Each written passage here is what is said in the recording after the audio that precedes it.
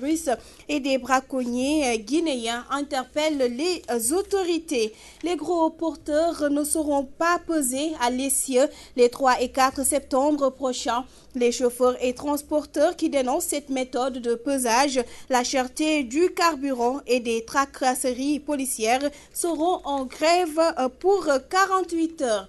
Le stade Demba Diop sera fermé à partir de ce mercredi, annonce faite par le ministre des Sports Matar Ba en visite sur les lieux. L'actualité internationale, ce sera avec nos confrères d'Euronews. La page sport sera de la partie et dans la deuxième partie de cette édition, nous retrouverons Ndeye Fatou Ndiaye dans le magazine de l'économie et la lecture de la presse du jour en fin d'édition.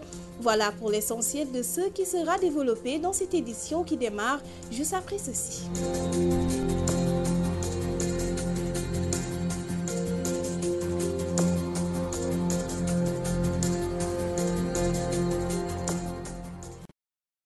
Bonjour et bienvenue. En bref, reprise du procès Karim Wade ce matin à la salle 4 du palais de justice de Dakar. La bataille de procédure se poursuit au 8e jour avec la réplique des avocats de l'État du Sénégal. Maître Moussa Félix Sow et ses confrères se prononcent sur les exceptions de nullité soulevées par les avocats de Karim Wade. Autre actualité, en bref, cette alerte au virus Ebola, c'est l'inquiétude chez les agents du parc national de Niokolo-Koba qui ne savent plus à quel sens se vouer. Ces agents sont exposés au danger des animaux cités dans la transmission du virus Ebola et des braconniers guinéens qui écument la sanctuaire.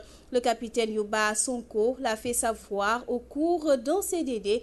Il était au micro de notre correspondant à Tambacounda, Alassane Diallo, au niveau de Walf FM.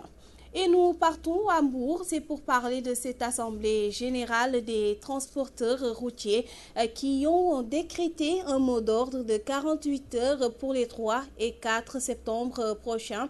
Ils protestent contre le pesage à l'essieu, la cherté du carburant, l'état de la route Fatick-Kaolack et les tracasseries policières sur la route.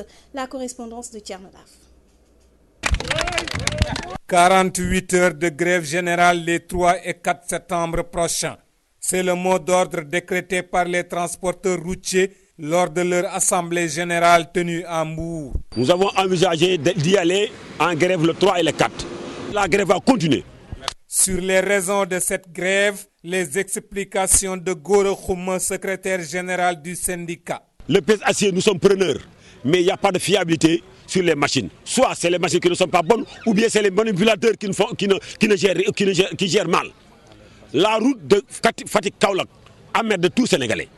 Le président Macky Sall, lorsqu'il faisait la campagne, la promesse électorale disait que lorsque je serai président, le premier mouvement, le premier pas que je ferai, c'est de refaire la route Fatick-Kaolack. Quand je serai président, je vais diminuer le prix du carburant équivalent au prix du Mali. Il n'a pas encore rien fait dans ce sens. Tu me payes moi agent, tu me donnes 1000 francs. Non, nous ne sommes pas d'accord. Nous disons, celui qui a une infraction n'a qu'à payer l'État puisqu'il a tort sur l'État. Donc, il doit payer l'État. Il y a des amendes forfaitaires qui sont là. Tu as commis une infraction, il faut couper l'amende forfaitaire. Mais les gens ne le font pas. Tu as commis une infraction, mais il faut donner 1000 francs. Nous sommes assez avec les 1000 francs. Les 1000 francs du 1er au 30, ça fait des milliards. Ces 1000 francs peuvent construire beaucoup de routes. C'est les 1000 francs que nous disons non, on en a assez. Puisque c'est la corruption. Gora Khouma a par ailleurs dressé un véritable réquisitoire contre les forces de l'ordre, responsables selon lui de toutes les tracasseries notées sur les routes. Nous ne sommes pas là pour engraisser des gens, des fonctionnaires qui perçoivent le salaire. Nous sommes là pour renforcer les caisses de l'État. Les 1000 francs que nous donnons du 1er au 30, ça fait des milliards. Et ces milliards peuvent construire des écoles, peuvent construire des routes. Pourquoi on donne ces milliards-là à des fonctionnaires à leur propre gré? Après avoir tiré à boulet rouge sur les autorités, les transporteurs ont rendu un vibrant hommage à l'ambassadeur du Sénégal au Mali pour son patriotisme. Mbour Gueye, Radio-Télévision Walfadjri, Thierno Daf. Thierno Daf, merci. Et nous partons à Malem Hodar, un département plus vaste que la région de Thiès et qui est sans infrastructure de base. La localité n'a ni lycée, ni structure sanitaire, encore moins de pistes de production. Le nouveau président du conseil départemental, dépassé par le paradoxe, interpelle les autorités. Cheikh Ndiaye s'entretient avec Mamadou Martarsar. Le département de Malem Hodar manque de tout. C'est le département, il fait partie des départements les plus vastes. Vous savez que Malem Hodar est composé de la commune de Sagna, composée de 68 villages, la commune de Diankesouf, la commune de Ndioben, la commune de Ndjoumgent, la commune de Daruminam et même la commune de Khelkhom. Vous voyez, la forêt de Khelkhom fait partie du département de Malem Hodar. Il n'y a pas 1 mètre de goudron dans le département de Malem Hodar. Au niveau de Malem Hodar, il n'y a pas de lycée moderne. Et nous aimerions bien avoir au moins un lycée moderne au niveau de Malem Hodar. Améliorer aussi l'existence des enseignants au niveau de Malem Hodar. Il n'y a pas de centre de santé digne de son nom. Donc nous voulons un centre de santé de référence au niveau de Malem Hodar. Et puis nous parlons de Bassirou Faye, l'étudiant qui a été tué dans l'enceinte de l'université Cheikh Anta Diop de Dakar. Ce dimanche, la dépouille de l'étudiant a été rendue à la famille. Tristesse et désolation étaient au rendez-vous, mais nous y reviendrons au cours de cette édition. Nous parlons à présent de l'association des parents d'élèves du Sénégal qui invite le ministre de l'Éducation nationale à trouver une solution à la crise scolaire. Ses membres n'ont pas manqué de fustiger la violence dans l'espace universitaire. Également, ils ont déploré la mort de l'étudiant Bassirou Faye. Je vous propose d'écouter Abdoulaye Fane qui porte leur parole au micro de Najib Sagna. Nous nous sommes interrogés sur le temps qui a été mis après la délibération et qui a abouti à la déclaration du ministre de l'Éducation. Et nous nous posons la question par rapport à ce temps qui est très long. Mais cependant, nous, bureau provisoire de la coordination des associations de parents d'élèves, demandons au ministre véritablement de continuer dans cette voie et afin de chercher les fauteurs et de les sanctionner. Nous demandons dans un premier temps à ce que le gouvernement demande aux forces de l'ordre de quitter le campus, essayer d'apaiser le climat social et inviter toutes les franges concernées par l'éducation à se retrouver autour d'une table. Nous nous réjouissons vraiment des propositions du président de la République qui envisage de rencontrer toutes les tendances qui s'intéressent à l'éducation. Mais nous pensons que l'éducation est une globalité. Et quand il s'agit d'assises, on doit aller du préscolaire à l'universitaire pour faire en sorte que toutes les franges de ce secteur puissent être prises en compte et revoir le système dans son entièreté. Il y a quelques minutes, la dépouille de l'étudiant Bassirou Faye a été rendue à sa famille ce dimanche. Tristesse et désolation étaient les sentiments les mieux partagés à la levée du corps. L'hôpital principal de Dakar, toutefois, les étudiants ont tenu à accompagner leurs camarades jusque dans sa dernière demeure. Léopold Tamba nous revient plutôt sur l'inhumation. Accompagné par des zikrs,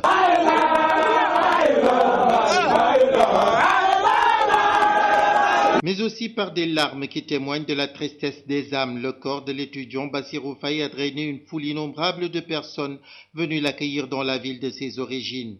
À la morgue de l'hôpital de Diourbel, la foule était si débordante que pour les besoins de la toilette mortuaire du défunt, les sapeurs-pompiers ont joué de ruses pour enfin introduire le corps dans la salle indiquée. Après l'inhumation, ses camarades étudiants dignes dans la douleur exigent que le ou les coupables soient sanctionnés. Aujourd'hui, nous ne sommes même pas habilités à répéter à tour de rôle ce qui s'est passé le 14 août à l'université Cheikh Anta Diop de Dakar. Mais c'est des actes que nous condamnons fermement et c'est des actes que nous condamnons avec la dernière énergie. Et nous voudrions franchement que l'État prenne ses dispositions afin que lumière soit faite par rapport à cela. En 2001, c'était avec Balla Gaye. En 2012, c'était avec Mamadou Diop. Et jusqu'à présent, justice n'est pas encore faite. Et nous demandons au président de la République, Macky Sall, de prendre toutes ses responsabilités pour que la lumière soit faite. Le maire de Mbacké, Abdou Mbacké Ndao, et l'ex-édile de la ville de Thiès, Yankhoba Diattara, après avoir regretté ce drame qui s'est produit à l'université Cheikh Anta Diop de Dakar, ont formulé des propositions pour éviter que pareilles choses ne se reproduisent. J'aurais vraiment aimé à ce que le président parle directement avec les étudiants et intégrer les étudiants dans toutes les orientations stratégiques qui interpellent l'université du Sénégal. Si on les intègre pas, ce même problème, peut revenir. Pour moi, la mesure que devait prendre M. le Président, c'est de recevoir la communauté universitaire chaque début d'année universitaire. C'est comme une envie de rentrée entre le président et les étudiants, les professeurs, les administratifs, la communauté d'une manière générale. Et maintenant, passer en revue annuellement l'ensemble des problèmes de l'université. Plus jamais ça, ce sont les mêmes propos, plus ou moins banals, qui avaient été entonnés après sur les personnes de Balla Gaye et Mamadou Diop. Espérons bien que cette fois-ci, l'enquête diligentée ne viendrait pas épaissir davantage les zones d'ombre au point d'être classée dans la catégorie des morts mystérieuses qui frappent l'histoire estudiantine au Sénégal. Diourbel, Walfadjri Radio TV, Léopold Tamba. Léopold Tamba, merci. Nous allons retrouver nos confrères d'Euronews qui vont nous présenter le round-up de l'actualité internationale.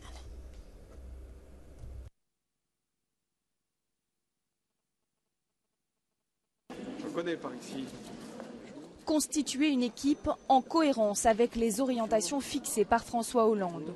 C'est la mission qu'a donnée le président français à Manuel Valls après que le Premier ministre lui a présenté la démission de son gouvernement ce lundi matin, 4 mois seulement après sa formation. Ce remaniement intervient 2 jours après l'affront d'Arnaud Montebourg. Samedi, dans une interview au journal Le Monde, le ministre de l'économie avait plaidé pour un changement de cap économique et l'arrêt des mesures d'austérité. Une position soutenue par le ministre de l'Éducation Benoît Hamon et réitérée dimanche. Il est normal que le ministre de l'économie mène le débat sur les orientations économiques du pays. Et il faut le mener devant l'opinion publique, avec les Français, avec les parlementaires, avec l'opposition aussi. Ces critiques s'ajoutent aux reproches faits depuis des mois par les parlementaires fondeurs du Parti socialiste et alors que la cote de popularité de François Hollande est en chute libre dans les sondages. Manuel Valls devrait proposer son nouveau gouvernement dans la journée de mardi. Ces camions blancs qui ont acheminé de l'aide humanitaire dans l'est de l'Ukraine pourraient bientôt reprendre du service. La Russie a en effet annoncé qu'elle avait l'intention d'envoyer un second convoi d'aide après celui de la fin de semaine dernière qui avait suscité la polémique. Environ 220 camions transportant selon Moscou 1800 tonnes d'aide avaient en effet franchi la frontière sans autorisation des autorités ukrainiennes. Le ministre russe des Affaires étrangères, Sergueï Lavrov, a expliqué qu'une note officielle incluant la liste détaillée de la cargaison de ce second convoi avait été envoyée à Kiev. Sur le front de la diplomatie, les présidents russes Vladimir Poutine et ukrainien Petro Poroshenko doivent se rencontrer ce mardi à Minsk, en Biélorussie, en marge d'un sommet régional. Vœu même de la chancelière allemande Angela Merkel qui a contribué aux préparatifs, cette rencontre ne donnera probablement lieu à aucune avancée.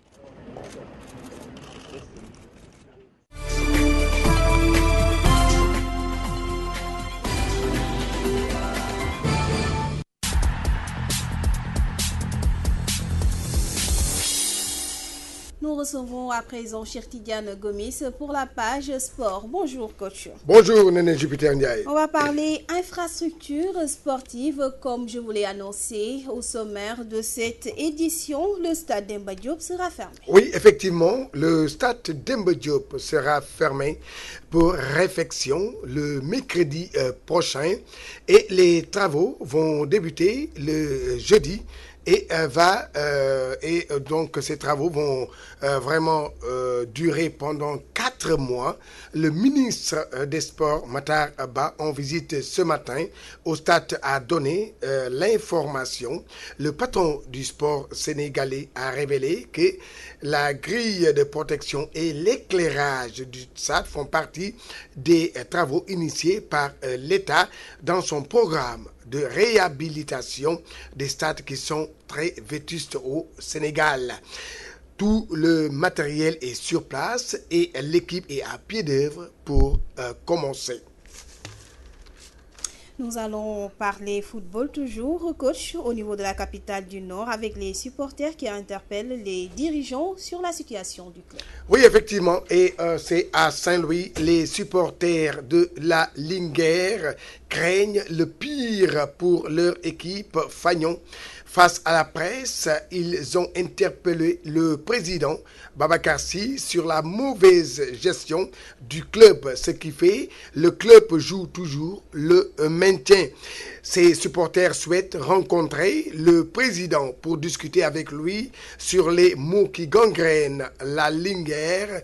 Je vous propose d'écouter à ces propos Falouba. Il est au micro de Gabriel. Donc nous, on est parti d'un constat. On a vu que la Linguère, vu son ampleur, vu aussi le symbole que la Linguère représente pour la région de Saint-Louis, on a remarqué que depuis 5 à 6 années, que la manière dont la Linguère est managée, la manière dont la Linguère marche, laisse à désirer. Parce que d'abord, la première chose qui ne permet pas une bonne entente, c'est que depuis 6 ou 7 ans, le comité de supporters n'a jamais eu de concertation ou de discussion avec le président du club. Et je pense que dans une maison, un père de famille a le devoir de se concerter et d'écouter tous les membres de la famille. Parce que la Linguère est une famille. Et si nous continuons dans cette lancée, nous risquons d'avoir les mêmes problèmes que les années précédentes. C'est-à-dire que donc, la Linguère sera une équipe qui jouera toujours le maintien. Or, le statut de la Linguère doit dépasser ce stade-là. Et c'est pourquoi, après concertation, les supporters demandent solennellement à rencontrer le président du club pour qu'il puisse décliner les ambitions qu'il a pour ce club-là dans les années à venir. Et à partir de là, maintenant, le comité de supporters va s'organiser en conséquence pour adopter une nouvelle démarche, une nouvelle manière de faire pour pouvoir booster l'équipe et l'amener au devant de la scène, là où est sa place d'origine. Pour finir, mais à Noto Djobas. Oui, aucune violence ne sera tolérée lors des navétanes dans l'arrondissement de Noto Djobas. Une décision prise par les autorités locales de la zone qui l'ont vulgarisé lors d'une randonnée pédestre pour sensibiliser les populations. Reportage Ramatoulaye Sarr.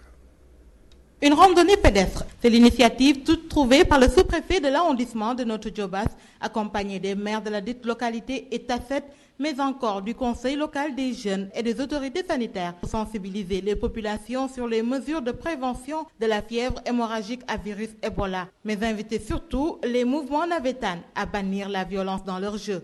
Oumou Diamanka, sous-préfet de l'arrondissement de Noto Djobas. Le premier point qui a fait qu'on a tenu à faire cette randonnée, c'est pour éviter qu'on ait encore des violences au sein de nos stades. Parce que c'est juste des manifestations avec un cachet populaire pour que les jeunes se divertissent. Mais si on constate qu'il y a des violences, ça gâche la fête et ce n'est pas ce que nous souhaitons en tant qu'autorité. Et l'autre aspect, c'est qu'actuellement on est en train de parler de Ebola, c'est une maladie très sérieuse. Heureusement pour nous, elle n'est pas encore arrivée au Sénégal. Donc comme les autorités ont lancé un appel pour qu'on puisse sensibiliser les populations par rapport à cette maladie-là, on en a profité, et on a marché pour ça, sensibiliser les populations sur les mesures d'hygiène à prendre. Pour Alioune Sarr, le maire de Noto Djobas, aucune violence ne sera tolérée dans les navétanes au prix d'arrêter les matchs.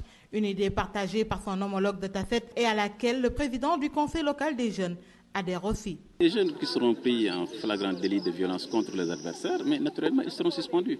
Et sur ça, le maire que je suis est sans équivoque.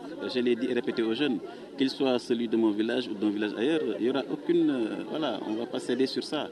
Parce que c'est comme si on laissait une minorité, parce que c'est une toute petite minorité qui sème la violence. On ne peut pas laisser une minorité dicter sa loi dans un terroir comme ça, c'est pas possible. C'est pas acceptable et naturellement, nous allons nous battre pour que la violence prenne fin définitivement dans les stades. J'ai l'habitude de dire que les jeunes qui ne peuvent pas s'amuser ensemble, ne peuvent pas jouer ensemble, dans la paix, ne peuvent pas développer un terroir. Les dernières années, il y a eu trop de violence dans l'arrondissement.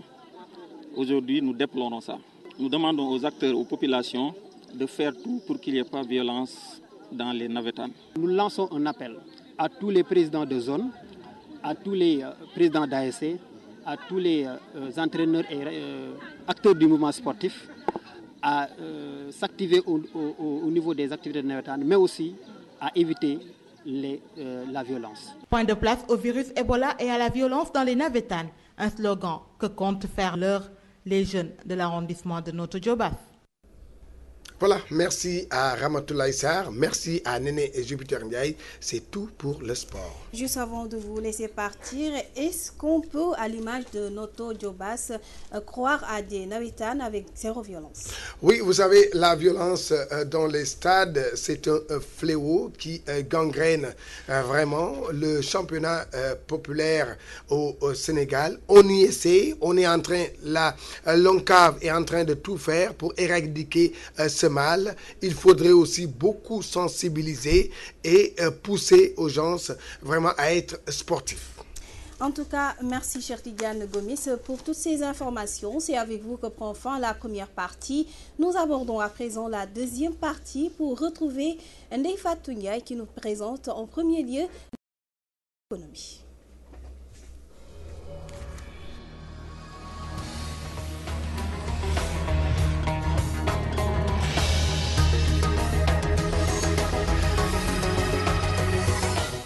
Bienvenue à toutes et à tous dans le magazine de l'économie.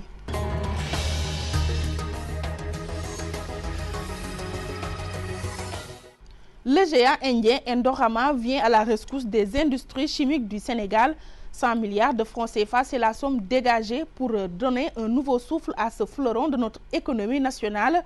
Tout de même, il faut rappeler qu'en 2008, 90 milliards de francs CFA ont été apportés par les Indiens. 6 ans après, c'est la banqueroute au niveau des industries chimiques du Sénégal. Mami Khadignard explique. Le chef de l'État, Macky Sall, vient de clôturer un accord avec les investisseurs indonésiens pour relancer les industries chimiques du Sénégal. Il s'agit du géant Indorama qui va injecter 225 millions de dollars, environ 100 milliards de francs CFA et détiendra 66% du capital des ICS. Le premier décaissement est prévu la semaine prochaine avec une somme de 45 milliards de francs CFA. Depuis 2013, les ICS traversent des difficultés qui se ressentaient dans l'économie de manière générale parce que l'entreprise emploie plus de 1700 travailleurs. De plus, les ICS doivent plus de 20 milliards à ses collaborateurs qui gèrent aujourd'hui un rôle important dans l'économie. Pour rappel, en 2008, l'État avait réglé le problème avec 90 milliards de francs CFA. Et 6 ans après, c'est la banqueroute au niveau des ICS. Ebola, du nom de la fièvre hémorragique, crée un manque à gagner chez les vendeurs de fruits venus de la Guinée au niveau du Sénégal, notamment avec la fermeture de la frontière entre le Sénégal et la Guinée. Mamadou Maktar Souaré développe. naka la ñuy fexe ba nga xam ne feebar bi du dugg ci biir Sénégal loolu moo tax ñu tëj frontière bi nga xam ne dafa nekk suñu diggante Guinée. Refermer les frontières avec la Guinée, nouvelle mesure prise par les autorités sénégalaises pour contrer le virus Ebola sur le territoire national. Pour ces commerçants guinéens établis à la rue Sandiniéry, cette décision ne sera pas sans conséquence pour les Sénégalais. Les produits qu'on vend ici là, ça vient de Guinée. De certains fruits quoi, pas tout le monde, pas tous. Comme le banane plantain, les avocats, le croissant, ça vient de Guinée. Et de l'huile de palme.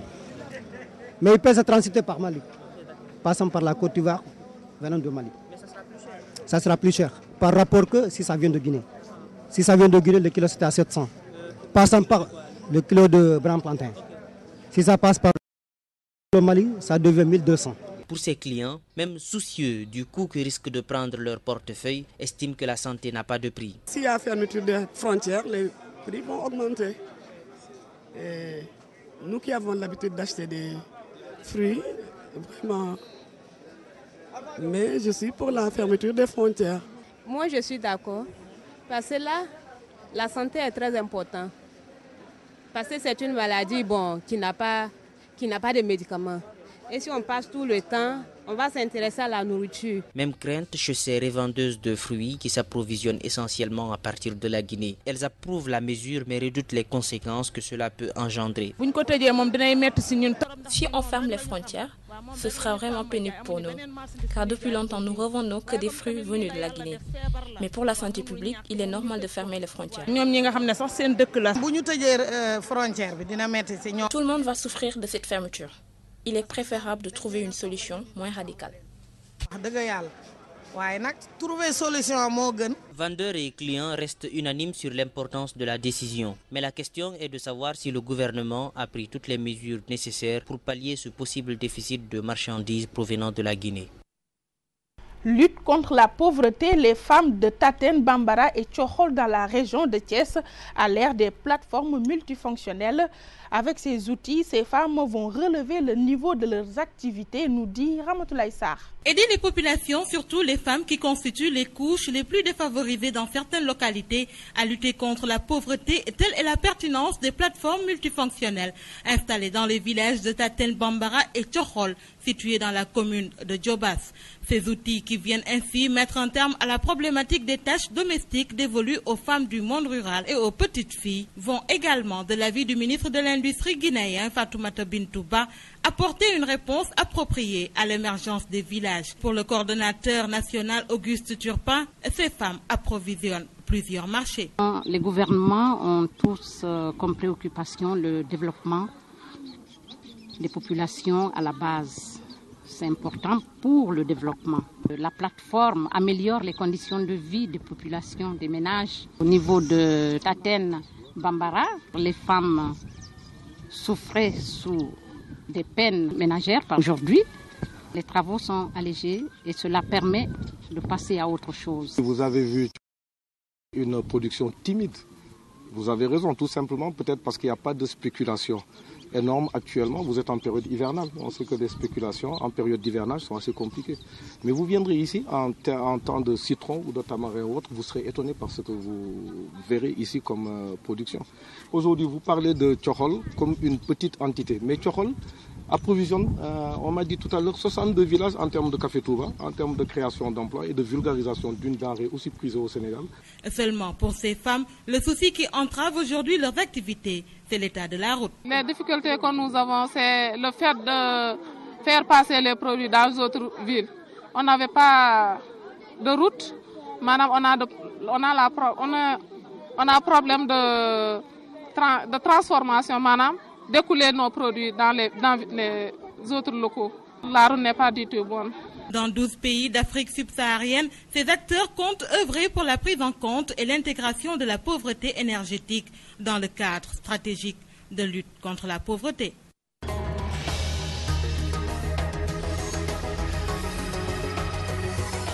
C'est fini pour le magazine de l'économie de cette semaine. Merci aux équipes techniques Ramatoulaye Sall Diop, Mam Sidi Diop et Junior Thiam. Excellente semaine et à la semaine prochaine, Inch'Allah.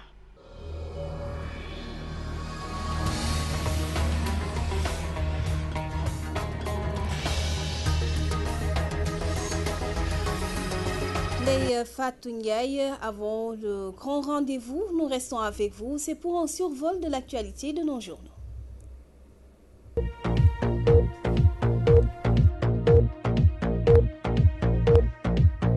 Bienvenue à toutes et à tous. Levée du corps de Bassirou Faye. Le gouvernement interdit de parole, nous signale Walfadjri quotidien ce matin. Pire, le gouvernement hué et interdit de parole, écrit mon confrère Adama Koulibaly dans le journal. En détail, venu représenter le chef de l'État à la cérémonie de levée du corps de Bassirou Faye. Le directeur de cabinet de Macky Sall n'a pu prendre la parole car en colère, les étudiants ont refusé la parole à Mohamedou Makhtar Cissé. À ce sujet, l'observateur nous fait la chronique d'un enterrement mouvementé. Pour étayer, le canard revient sur la parole qui a été interdite au DIRCAP du président à la levée du corps et à l'enterrement de Bassirou Faye de Dakar à Diourbel. Direct Info constate des larmes, que des larmes. Et oui, prières et pleurs accompagnent Bass dans sa dernière demeure, confirme l'As quotidien. Un dernier hommage plein d'émotions, nous dit le Soleil. La levée du corps à Principal et à l'enterrement à Diourbel, nous rapporte le Populaire. Et s'agissant de la mort de Bassirou Faye, d'après la Tribune, Amnesty accuse la police et tire sur Macky. D'ailleurs, dans la Seydi Gassama soutient que les policiers l'ont tué volontairement sous des ordres. Ils n'ont pas été infiltrés. À ce titre, l'AS nous indique que la RADDHO mène son enquête, ce qui fait dire à nos confrères du journal Le Quotidien que Bass laisse des failles derrière lui. Pour preuve, Bassirou Faye enterré, le Populaire nous livre les premiers éléments du rapport balistique. D'après mes confrères, l'expertise balistique conforterait la thèse de la piste policière. En attendant, l'État offre une enveloppe financière et un billet pour le pèlerinage à la Mecque à la maman de la victime selon l'AS. Autre aspect de l'actualité, dans les colonnes du Soleil, le Parti démocratique sénégalais dénonce la décision du préfet qui a interdit leur manifestation. Pour cela, les libéraux menacent dans la Tribune, je cite, Macky sera seul responsable de tout ce qui arrivera. Ainsi, une autre demande sera déposée très bientôt. Dans cette lancée, le journal Enquête nous révèle comment Touba a désamorcé la bombe. Tout de même, la LD déchire la copie du préfet, fait remarquer Walfadjri Quotidien. En clair, parce que les manifestations politiques font partie du droit des organisations politiques, la Ligue démocratique, bien que membre de la mouvance présidentielle, ne cautionne pas la décision du préfet de Dakar d'interdire la manif de l'opposition sous le prétexte de soupçons de menaces contre la sécurité du pays, explique mon confrère Yahya Massali dans Walfadjri. Mendoza, du nom de Mamadou Ndoye, secrétaire général de la LD, ressort son flingue, écrit le Populaire. Se penchant sur l'actualité, Ndoye pense que l'article 80 est d'une autre époque et que le président de la République doit condamner la violence des forces de l'ordre. Toutefois, le député apériste Seydina Fall déclare dans la Tribune: nous n'accepterons jamais la suppression de l'article 80. Dans Walfadjri, Maître Babou tacle Moustapha Diakhaté, invité de l'émission Opinion sur Walf TV. L'avocat lance, je cite, je n'ai jamais vu un président de groupe parlementaire aussi maladroit. Pour cause, Abdoulaye Babou voit que quand la majorité tire vers Saint-Louis, lui il tire vers Dakar. Dans le même ordre d'idée, nos confrères du journal Le Quotidien pensent que Maître Babou ne défend plus Wade au vu des critiques acerbes qu'il a fait contre l'ancien président. En effet, dans Walfadjri, il estime que Wade donne aux Sénégalais l'image d'un apprenti dictateur. Sur notre registre, Libération nous parle de l'argent de Condé saisi à l'aéroport Léopold Sédar Senghor de Dakar, une affaire de 9,9 milliards de francs CFA selon mes confrères. À cet effet, nos confrères du journal Le Quotidien nous détaille Alpha et le méga délatoire, une chose facilitée par la Guinée qui affirme que c'est une opération normale. Dans sa livraison du jour, Sud Quotidien nous fait savoir qu'un expert sénégalais de l'Organisation mondiale de la santé a contracté le virus Ebola en mission en Sierra Leone après un volontaire britannique contaminé et rapatrié dimanche. L'expert sénégalais suit sur la liste. D'après Sud, il s'agit d'un expert en épidémiologie. Sport, football, Sénégal, Égypte et Botswana, Sénégal. Ouasport note que les buteurs contre le Kosovo sont écartés de la liste des 23. Sur la liste des 23 qui sera publiée ce mardi, Stade voit que Boukari et Gassama sont ignorés, tandis que Mbeng et Zargo reviennent. Lutte Sunulam s'intéresse aux rivalités acerbes entre Balla Gaye numéro 2 et Modulo. À quand la fin des hostilités, s'interrogent mes confrères. Pour justifier, mes confrères citent tout d'abord Balla qui déclare qu'en 10 combats, je le bats 10 fois. Ensuite, Modulo réplique par il est jaloux de moi. Et analysant les faits, le chroniqueur de lutte Malik Thiandoum souligne que cette rivalité est normale. Bonne lecture. Bonne lecture et merci Ndeïfatou Ndiaye. Voilà, c'est fini pour ce 13h. Heureuse de vous l'avoir présenté. Merci à Adjaratou Pendo Dialogué, Aïssatou Diagne, Pape Momar Diouf et Elhadji Ndiaye pour le rappui technique. Également à Ousmane Sen pour la réalisation. Grand merci à vous pour votre attention, votre fidélité, notre fierté, paix et amour dans vos cœurs et dans vos maisons. L'information revient à 14h avec Seydina Omar Ba pour la version Wolof. Bon appétit, bon après-midi, excellente suite des programmes avec Walf TV. Au revoir.